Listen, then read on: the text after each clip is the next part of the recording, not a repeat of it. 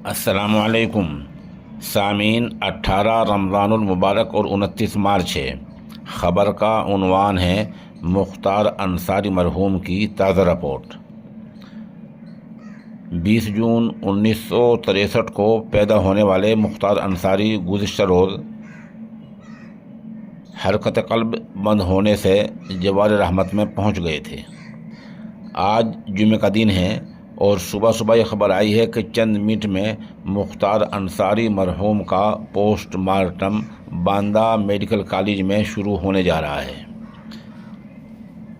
طبی کارروائی کے بعد ان کی میت کو جسد خاکی کو غازی پور لایا جائے گا۔ بتا دیں وہاں سے ان کا آبائی وطن تقریباً 400 کلومیٹر کے فاصلے پر ہے۔ ان کی تدفین غازی پور کے محمد آباد کے قبرستان میں ہوگی۔ مرحوم کے بڑے بھائی صبغت اللہ انصاری کا کہنا ہے کہ مختار نے موت سے پہلے انہیں بتایا تھا کہ اس کو آہستہ آہستہ زہر دیا جا رہا ہے، تاہم ہمیں اللہ کی ذات پر مکمل بھروسہ ہے۔ ادھر مختار انصاری کے بیٹے عمر انصاری کے مطابق ان کے والد کی موت کے پیچھے گہری سازش ہے۔